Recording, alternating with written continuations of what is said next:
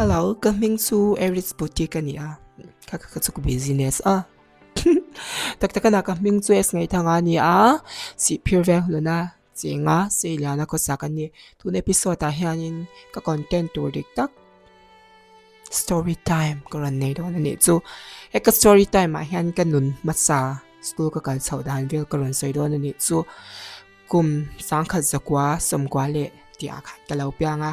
Kimahi kanau pang che zok zok to lawa ni chu sangkhat zakwa somkwa le ti ve la pyang chu an nau pang thei to la shiu shiu ni chu chan kan chung kwa hi member pasari kan ni a chani ke ma hi nau pang ber kan ni a kan una hi panga kan ni a kan u le pa te min la dam puya tuna hianin si phira an la om me kan ni chanin kan una hi mi pa pali le mei cha pakhat kan oma chan kan oma kati khanin mi pasinga khang kom ve tin ani chu cha kanu le pa te e zon na hi lo na ram na ani deuh tlong me ya chanin ka pa hi thing mystery ani boka chan kanu hi in lama chu chu tu na hi chana thok ri to a na tho te kan phal to lo ani chu an tar ve to ang kum te lo upa to aram nan tho pe phal lo bur kan una wing kan phal lo shim ram nan thai chuang ke manin kan lo thok zok to ange kan ti ve thei to ni kan tun din mun then na na kan nu le pa te lo chang ka ya an lo tho lok chin zia chu rap khak zok ni chu kan nu le pa ni lawang ti khala ngoi ngoi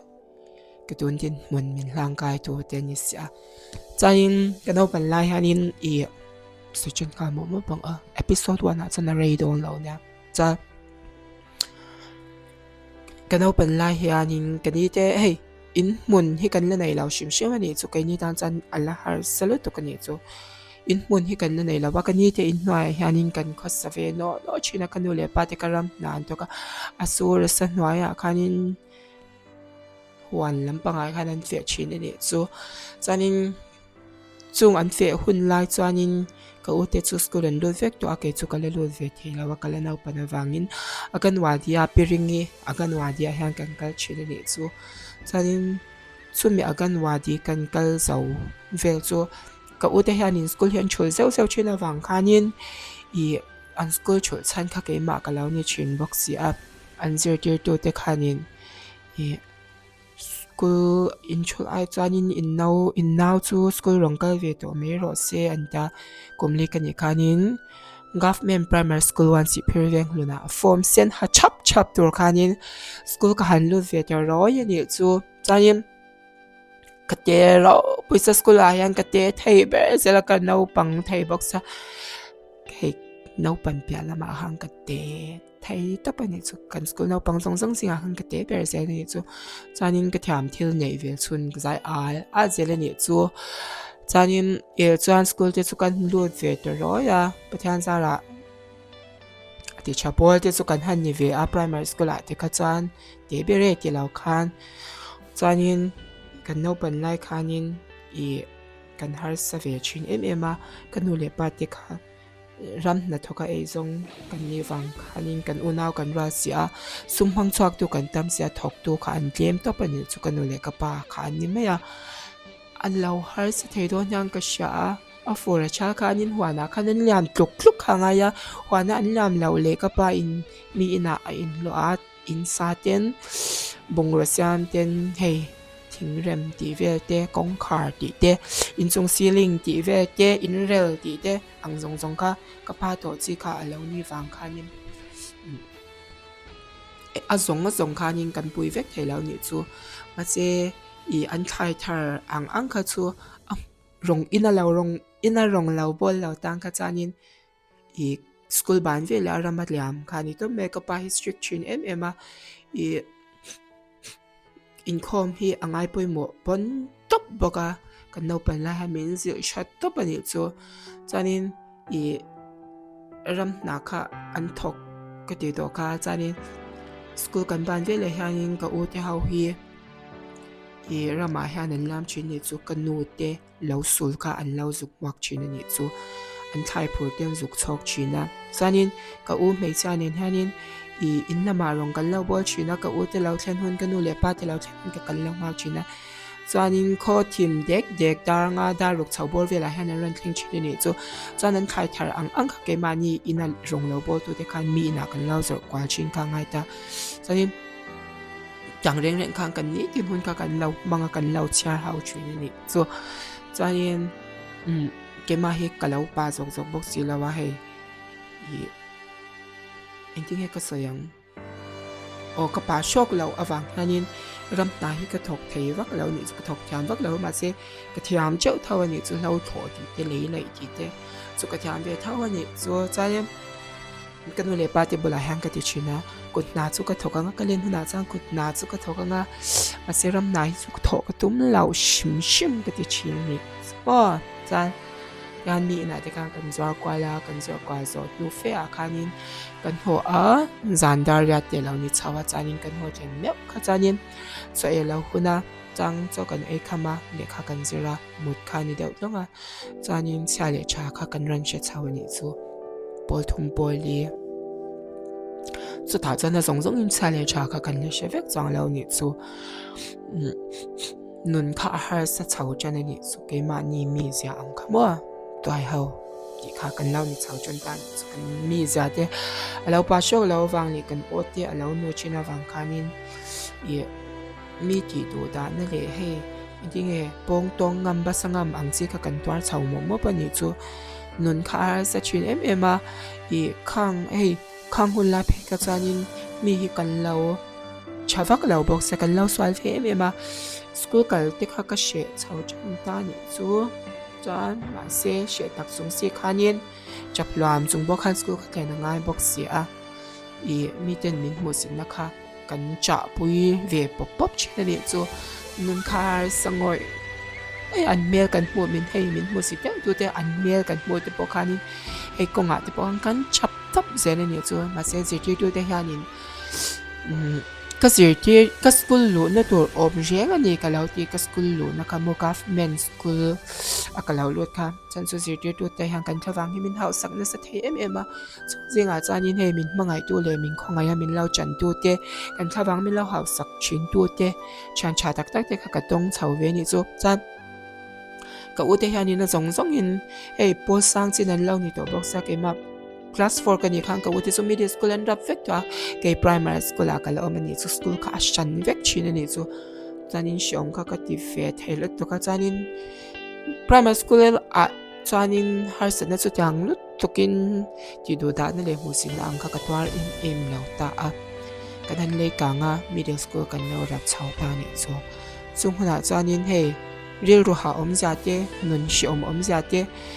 kha kan lau she chau ve ni chu kan chung kwa kha kan har sat ngai khang kan la har sereng kan tho ngai kha kan thok chau mop nei chin ni chu chang le mi hwa na te kan in lo a chang le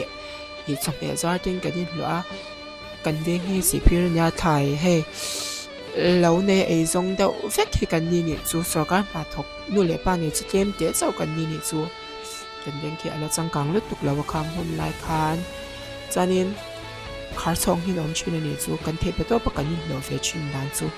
khar chong hi nom china veng munga changa i motor kan na han phur thleng to kha mishing an mo china ni chu chan chu veng ko nga khanin motor te la lon lau china ni chu an cham tel ni cheng khat ten kan in phur lo chin ni chuk chung lai cha paisa kha lu thei em ha excuse me paisa lu dan chu kanu ten hlau thawa an ni rekha khang hun lai khanin cheng za le som ni ni ta chung chanin chung kwan lo tung nung ve char ni chu chanin pol sari kan ni chau khan ning ka sha board exam kha kan chon don ta ni chu chung hun lai chanin kan school a khanin he ti du da kha kan twar chau mop ani chu toy mu sin na kha sang ema kem hai han pa show lo phe chanin mi rual han pol ve phatur khanin i kan nun kha a sheo mani chu rual han pol ve phak tur kha chang kol shon ve vya nga ni chu ke mai mi kol shong chi zok ka kalo ni lo bok sa ka cha ben ma kan no pan lai po yan ka chan ton 30 ne na kan in swal nge ni chu ka ne lo za ka chap za bok ani chu chan tu na ka best friend te po hi kan in kom chan dir don za din he kan in swal pot ni chu lo hi chu popa chanin anak ka ti kala chap lo ma se tang kalu ka tang khan da ba tan ke na ko ta han thi sen ka mo ni chu tan thi sen ka mo ve le ka he ka cha chwak chau tang mi za ka na ke ma hi mi der dep lut tuk me hi ka na kan chan i middle school class 7 kan exam dong khanin board exam ma chon to kan na chunga chanin he min ti do da ve thaila to kan ni chu school ka zir lai pui te khanin chan board exam don hianin kan notebook hi he notebook shan pa chau kan nei ngai lo shim shim kan una khan rough book hi ni top me board exam to kha chan le kha bu pum pui kha zir china ngai ni chu masin note kha azona zon chapangai ni chu rough book ka khan note kha kan nei ve ka chumi chu SS notebook tour biak ang le kha pwan ang kha kan nei lo shim shim ani chu milem te kan zia ka phek ni cheng khat phek ni milem kan zia te kha phek ni ten kan thleng kira chutang kan le kha blank paper thleng kir na chanin kan sil khoma chuta chan note te kan siam thin ani chu chanin sum kan siam na note ang chi te chu akom te le kha khong ve deuh hlek ten kan cover le china chung tanga chanin i school kan note lak ang te kha i kan zak chen ni chu achang pe chanin form hi kan ne kim ngai lo shim shim ma kan una hanin kan zir ti tu te hianin kan school form pe khok tu te mu za te eng ilo fashion he kolum thasi ka lo na kolum hak tu kan nei lawa ka uten lo nei se ke chang kan nei lawa no pang ber chanin ute form hlui hlir kha kan ring chawani chu ke mai government school chhuak pap kan ni chu class 12 leng kan chan i middle school a khanin kan re theilu to ka wang khanin full uniform hi kan nei dau shim shim ma chani i khata khanin i kan school sirtir tu te khanin